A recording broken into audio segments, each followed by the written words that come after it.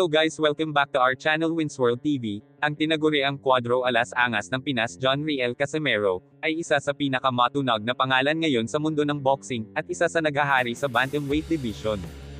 May taglay na lakas ng pangangatawan, bilis ng suntok at mga kakaibang estilo na tanging siya lamang ang nakakagawa.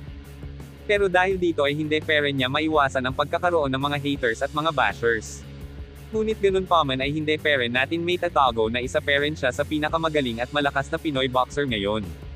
May angking lakas ng kamao na kung sino man ang matatamaan nito ay tiyak magkakaranas ng sakit at mag-iiwan ng sakit na iindain hanggang sa sumuko na ang kalaban nito dahil sa sakit ng mga matatalim at malalakas niyang suntok. Pinapakita ni John Riel Casimero ang pagiging madiskarte, pasensya at madisiplina sa ibabaw ng boxing ring. Sa video na ito ating aalamin at isa-isahin ang estilo at mga diskarte niya kontra Solana Titi ng bansang Africa, para makuha ang WBO World Bantamweight Belt. Kitang-kita dito ang kalamangan ng kalaban pagdating sa tangkad. Si Solana Titi ay may taas na 5'9" at may 72 cm reach advantage. Kitang-kita na nga dito na maganda ang footwork itong si Solana Titi at John Riel Casimero. Kitang-kita din dito na napakaangas ni John Riel Casimero at sabik na sabik ipakain sa pagmumukha ng kalaban ang solido niyang mga suntok. Isang suntok na sumabay sa galaw ng kalaban at isang follow-up straight hook. Kitang-kita din dito na nabasa na ng kalaban ang estilo niya.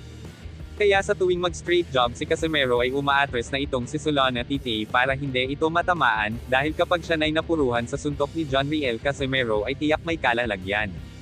Sa round na ito ay tila basang-basa na nila ang bawat isa. Ngunit gustong-gusto ni John Riel Casimero ulit-ulitin ang paghahagupit sa kalaban. One-punch kombinasyon ngunit isa talaga sa pinakamakatibay na katawan itong si Titi. Kapansin-pansin din dito na kalamado lang itong si Casimero, relax at hindi rin siya basta-bastang pumapasok.